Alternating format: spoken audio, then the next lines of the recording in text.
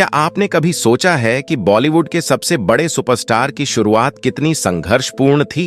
वो अभिनेता जिनकी आवाज को भद्दी कहकर रिजेक्ट कर दिया गया था, आज उसी आवाज के दम पर करोड़ों दिलों में राज करते हैं। हम बात कर रहे हैं भारतीय सिनेमा के angry young man Amitabh Bachchan की, जिनका करियर कभी फ्लॉप फिल्मों से जूझ रहा था और आज वे बॉलीवुड के भगवान माने जाते हैं। इस वीडियो में हम आपको बताएंगे उनकी जिंदगी की कठिन राह, उनका संघर्ष, विवाद और वो राज्य जो शायद बहुत कम लोग जानते हैं। तो बने रहिए हमारे साथ, क्योंकि इस वीडियो में आपको सिर्फ अमिताभ बच्चन की फिल्मी नहीं, बल्कि उनके व्यक्तिगत जीवन के बारे में भी वो दिलचस्प बातें सुनने को मिलेंगी जो आपको हैरान कर देंगी। इसी तरह की और रहस्यमयी जानकारी प्राप्त करने के लिए हमारे चैनल ट्रू हिस्ट्री को आज ही सब्सक्राइब करें और बेल आइकॉन को प्रेस करें। आज हम बात करेंगे भारतीय सिनेमा के एक ऐसे चर्चित सुपरस्टार अभिनेता के बारे में जिन्होंने सिनेमा में अपनी शुरुआत बहुत ही निराशाजनक तरीके से की थी।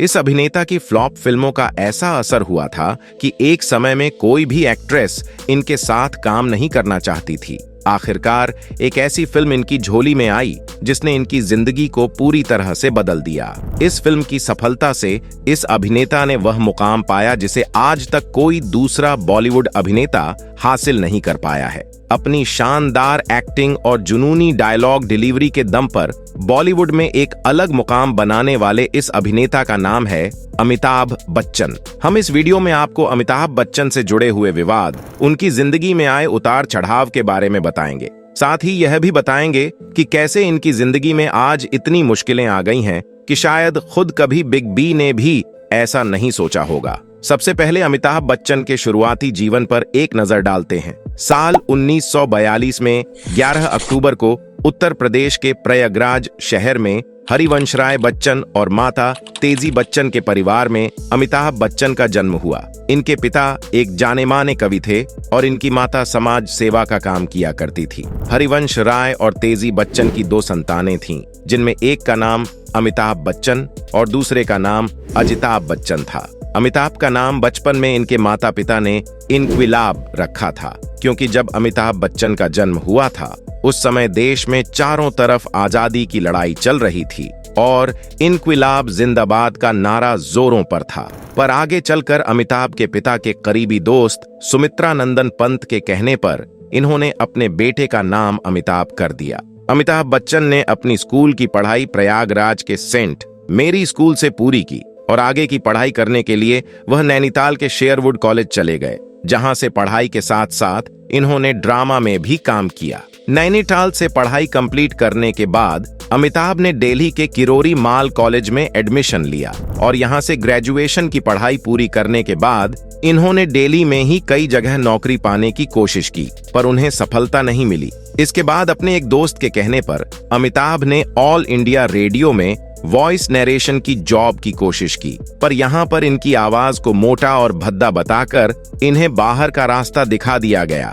इस तरह अमिताभ बच्चन को लगातार हर तरफ से निराशा ही हाथ लग रही थी। ऐसे में वह अपने कुछ दोस्तों के साथ कोलकाता चले गए, जहां पर इन्होंने अपने जीवन के 5 साल बिताए। इस समय में अमिताभ बच्चन ने कई प्राइवेट कंपनियों में बहुत ही कम तनख्वाह पर काम किया। अमिताभ बच्चन अपने काम से खुश नहीं थे, लिहाजा इनकी मां ने इनको फिल्मों में अपनी किस्मत को आजमाने के लिए सलाह दी। अमिताभ कई नाटकों में काम कर चुके थे, तो मां के कहने पर अमिताभ बच्चन कोलकाता से अपनी किस्मत आजमाने के लिए मुंबई पहुंचे। अमिताभ बच्चन का संघर्ष शुरू हुआ और यहां काम की तलाश करने लगे। अमिताभ को एक फिल्म मिली, भुवन शोम, जिसमें अमिताभ बच्चन ने वॉइस नरेशन का काम किया था। जिस आवाज के लिए अमिताभ बच्चन को ऑल इंडिया रेडियो से नकारा गया था, उसी आवाज के बदौलत अमिताभ को यह फिल्म मिली। इसके बाद अमिताभ को 1954 में ख्वाजा अहमद अब्बास की फिल्म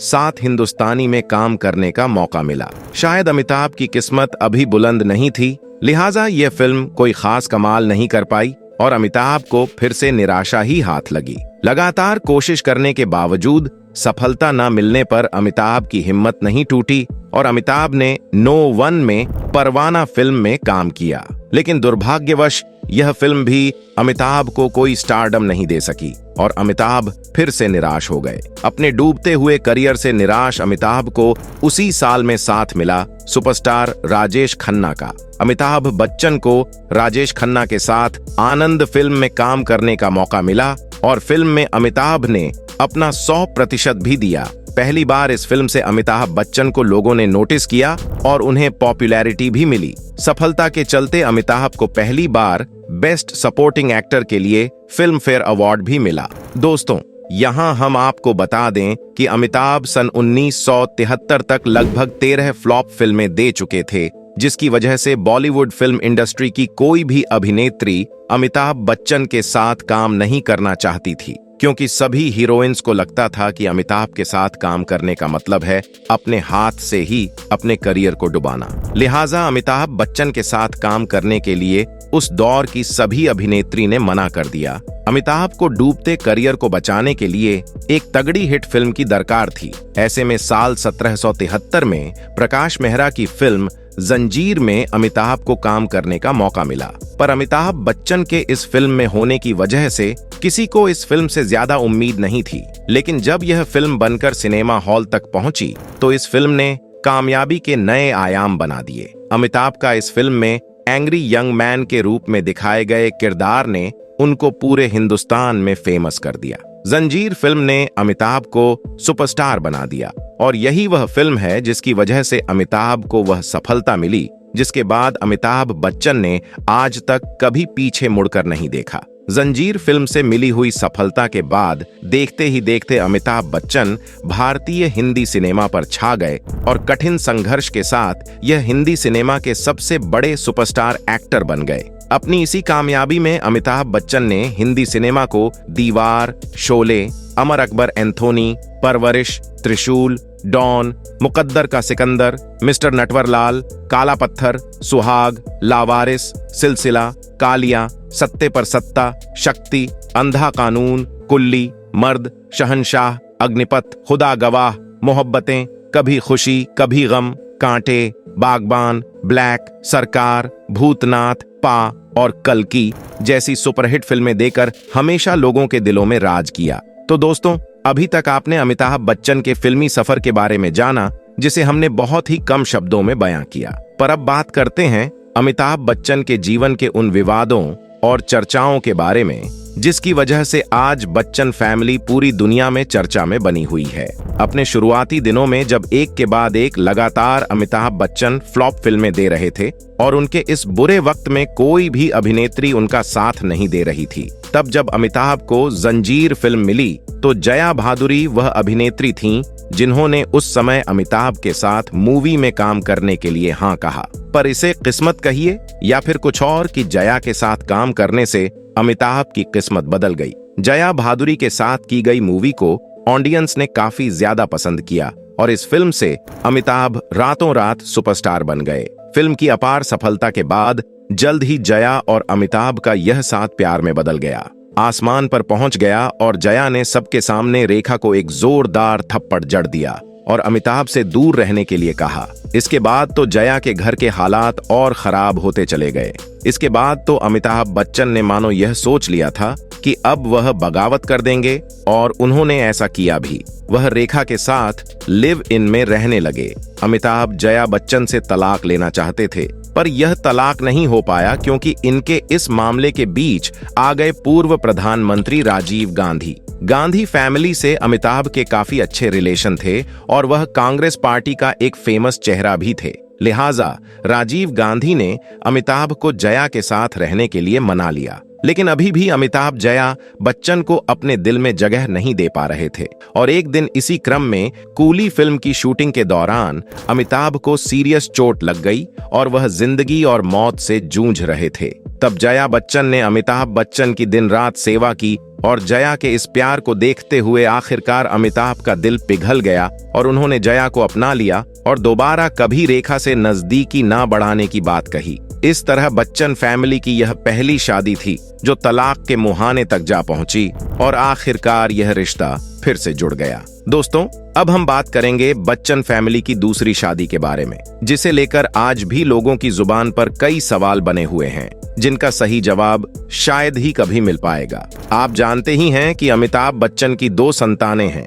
इनकी बेटी का नाम श्वेता बच्चन और बेटे का नाम अभिषेक बच्चन है। मुंबई में 17 मार्च 1974 को श्वेता बच्चन का जन्म हुआ था, जो एक बड़ी मॉडल और लेखिका हैं। अमिताभ ने अपनी बेटी श्वेता की शादी 16 फरवरी 1997 को हिंदी फिल्म इंडस्ट्री के मशहूर प्रोड्यूसर और एक्टर राज कपूर की बेटी रथु नंदा के बेटे निखिल नंदा से की थी, जो कि दिल्ली में एक बड़ा बिजनेस ऑपरेट करते हैं। शादी के बाद श्वेता बच्चन दिल्ली रहने के लिए चली गईं, जहां पर उनकी 2 बेटी पैदा हुई। उनके नाम नव्या और अगस्त्य नंदा हैं। पर कुछ साल गुजर जाने के बाद श्वेता बच्चन ने दोबारा से मुंबई में शिफ्ट होने का फैसला लिया और ऐसा किया भी। मुंबई में अपने माता पिता के साथ रहने लगीं। हालांकि अभी तक इनके मुंबई शिफ्ट होने की वजह सामने नहीं आई थी, लेकिन जब श्वेता बच्चन अक्सर अपने माँ बाप के साथ उनके घर में दिखाई देने लगीं, तो लोगों के मन में उन्हें लेकर कई सवाल खड़े हो गए।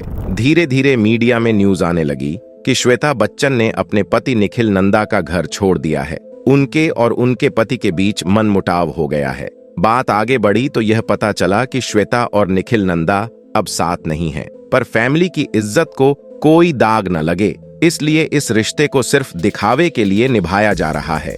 जब बच्चन परिवार दुनिया भर के सवालों से घिरा नजर आया, तो बताया गया कि श्वेता बच्चन अपने हस्बैंड से इसलिए अलग रह रही हैं क्योंकि वह अपना खुद का कोई बिजनेस करना चाहती हैं और अपने हस्बैंड के पैसों का इस्तेमाल नहीं करना चाहती। उनके पति का व्यापार अलग है, इसलिए वह अपने बच्चों को लेकर मुंबई अपने पिता के पास शिफ्ट हो गईं। लेकिन बच्चन फैमिली का यह तर्क किसी को भी हजम नहीं हुआ और इसलिए आज श्वेता बच्चन और निखिल नंदा के तलाक के कयास लगाए जा रहे हैं। परिवार की इज्जत खराब न हो, इसलिए इस बात को छुपाया जा रहा है।